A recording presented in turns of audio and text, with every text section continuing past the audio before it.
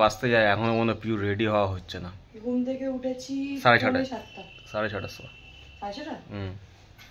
তো 6:30 সময় উঠেছি, উঠে খাট গোছালাম, বাবুকে খাইয়ে জামা প্যান্ট ছাড়িয়ে পুরো ব্যাগ ট্যাগ গোছানো, কালকে গোছানো হয়নি, গোছালাম, আলমারি গোছালাম, বাসন মাজলাম, ঘর ঝাড় দিলাম, তাহলে কত কাজ করলাম। এখন গিয়ে কাপড় কাচলাম।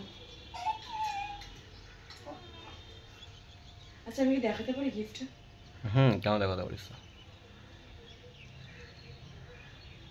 তো এইটা নিয়েছি আমি আমার কি বলবো ভাইজি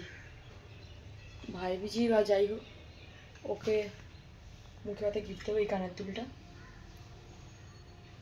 বিহার থেকে নিয়ে আসে, বিহার থেকে দিদিকে আনতে, কারণ এখানটা দামটা একটু বেশি।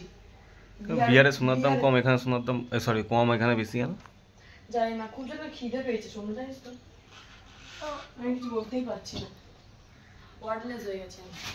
কি এখনো হচ্ছে না নাকি? কোথাও গেলে চুল কি করবো সেটা সব থেকে বড় ব্যাপার। আমি সব থেকে ভালো আইডিয়া দেবো না, তো বলতে হবে না, নেড়া তুই হ, টাকলা হইয়া না থাকে বাঁশ আর না বাজবে বাঁশি। আমার না ঘুম এসে গেছে।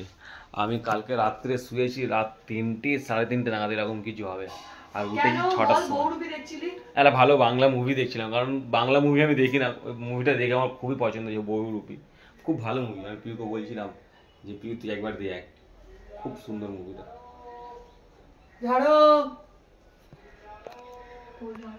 আমরা হয়ে গেছি রেডি, আর এখানে পুচকু এখন এরকম ছাড়া থাকতে চাইছে না, আর মামাও রেডি। ঠিক আছে, এখন ঘর পর সব গুছিয়ে নিয়েছি, এবার আমরা বেরাবো সবাই মিলে, 4 জন মিলে, ছোট ফ্যামিলি, হ্যাপি ফ্যামিলি। কি খুশি দেখো, কি হাসি। চলো এনে পিউ নেই তো, এখন পিউ রেডি, পুচকু রেডি, মামাম রেডি, সব আমরা এখন বেরাচ্ছি। এই আপু মামা, ও মামা কত পড়ে, পাকা বুড়ি এটা আমার। বেশি দেখাচ্ছে তাও আবার অ্যাকসেপ্টও করছে না। ঠিক আছে দেখছি বাইরে দিয়ে কোনো ট্যাক্সি ধরে না, সুবিধা হবে, ব্যাগগুলো অতগুলো আস্তে আস্তে বাবুকে ঘাড়ে হাত দে। চল টাটা বাই। আমাদের সবার প্রচন্ড খিদে পেয়েছে। মামা অল্প চাউমিন খেয়ে বেরিয়েছিল, আমি ছাতু। তো সোমনাথ কিছুই খাইনি, আর আমাদের ঘরে মনে হচ্ছিল না যে কিছু খেয়ে আসবো বলে, তাড়াহুড়োর কাজের মধ্যে বেরিয়ে এসেছি। আর সোমনাথের খিদে পেয়েছে, এখন চিড়ে ভাজা কিনে খাচ্ছে, আর আমাদের বিস্কিট কিনে খাচ্ছি আমরা। আর বাবা মা পৌঁছে গেছে। তো যাই আগে ওখানটায় বাস স্ট্যান্ডে ধর্মতলায় গিয়ে বাবার কাছে বাবুটাকে দেবো, দিয়ে আমরাও কিছু খেয়ে নেবো, তারপরে উঠবো আর শেয়ার করে বেরিয়ে যাবো মামার বাড়ি। ঠিক আছে, চলো যাই আর কি করি তোমার সঙ্গে শেয়ার করবো। কিনতে হবে না, রাস্তায় যাবো 4 ঘন্টা রাস্তা, কিছু খেতে হবে মাঝখানে, হ্যাঁ কিছু শুকনো খাবারও নিয়ে নেবো, কারণ বাসাতে খিদে পায় ওই জন্য, কারণ বাচ্চাও যাচ্ছে। আর ওখানটায় গিয়ে তো খুব ভালো ভালো ব্লগ আছে, কারণ মুখে ভাত, ভালো ভালো অনুষ্ঠান হবে। আর কি একটা হবে, কি হবে ওটা, হরিনাম হবে। হরিনাম বলে তো, তুই জানিস তো? ঠিক আছে, কি হবে না, ডিজে না, চলো দেখতে থাকো।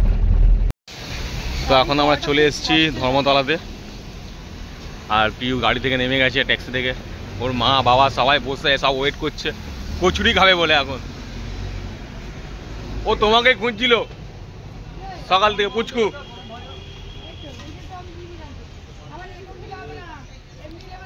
হ্যাঁ এখন কি অভ্যাস করে, আমি কোলে যদি শুয়ে নিই না, ও শোবে না, কাঁদতে থাকছে কন্টিনিউ। এবার কোলে নিয়ে ওর কাঁধে করে নিতে হচ্ছে। কি তোমরা অভ্যাস করে দিচ্ছ বুঝতে পারছি না। বলছো ঠিক হয়েছে, উল্টো পাল্টা অভ্যাস করে দিচ্ছে দিদিমাগুলো সব। হ্যাঁ দেখো, আর আওয়াজই করবে না কোনো।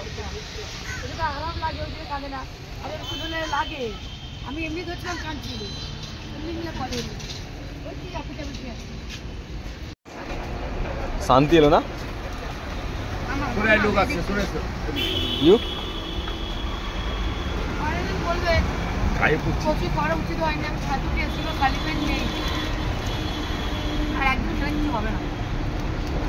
ভালো খা। আর পুচকি এসো দিদিদের কোলে উঠে গেছে, ব্যাস ওকে আর কোনো চিন্তা নেই। দিদিনকে পেয়ে গেছে আর ঘুমিয়ে পড়েছে এখানে। কি হ্যাঁ অন্য ধরলেই কাঁদছে।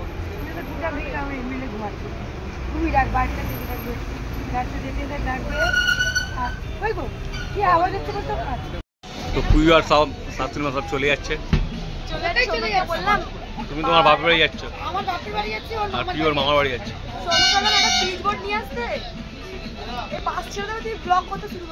যা চলে যা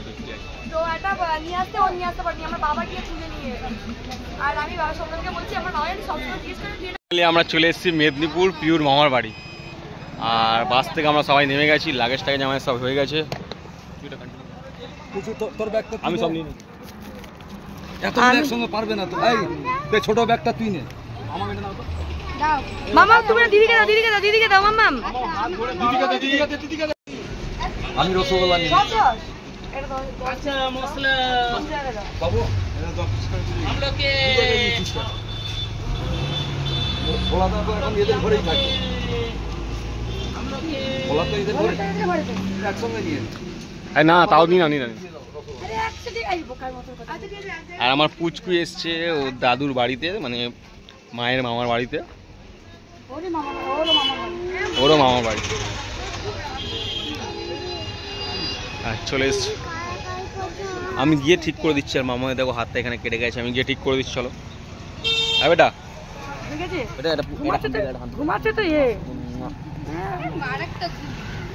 ওরে বাবা, ওই বাবা ডিস্টার্ব হয়ে গেছে। কোনটা নিবি ডিসাইড করেছিস? আচ্ছা ওইটাই দিয়ে দাও না।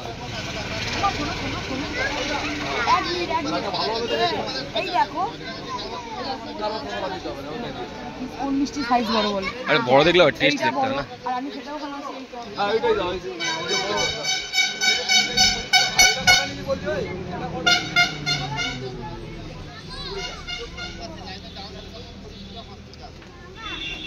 কোন মিষ্টিটা নিচ্ছিস?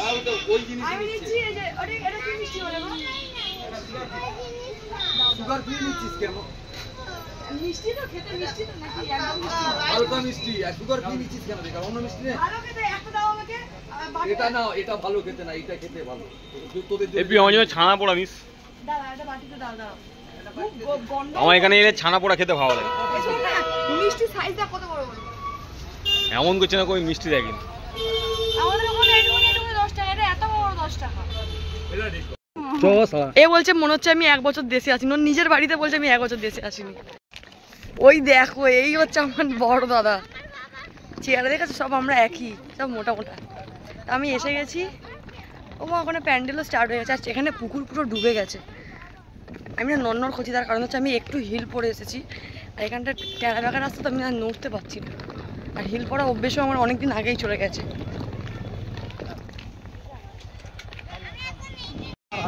হ্যাঁ ভয় লাগছে, ভয়টা তো উঠছিল না। বলছে মামার গাড়িতে আমি উঠবো না, আমার ভয় লাগছে দেখে। এই তো প্যান্ডেল স্টার্ট হয়ে গেছে। আগে এখানে মাঠের মধ্যে জল ছিল, ঠিক আছে, জল ভর্তি ছিল, এখানে খেলতাম আমরা, ওইদিকে পটি করতে যেতাম। সোমনাথ এখানে এলেই মাঠের মধ্যে পটি করতে যায়, কিন্তু এখন তো মনে হয় পারবি না, জল ডুবে গেছে। আমার খুব ভালো লাগে, খুব ভালো লাগে। এই দেখো আজকে আমাকে বেশি কোলে নিতে হয়নি, মা কোলে করে নিয়ে এসছে। আর এই শাড়িতে সেদিনকার বাবু পটি করেছিল, মা এই জন্য এই শাড়িটাই পরে এসছে। আর আমার ছেলে আর পটি করেনি, কারণ একটা শাড়িতে বারবার পটি করে না, না মা? এই তো আমার বড় মামি, ওই দেখো এই মহিলা খুব মজাদার। যদি একে নিয়ে কোনোদিন সিনেমা দেখতে যাও।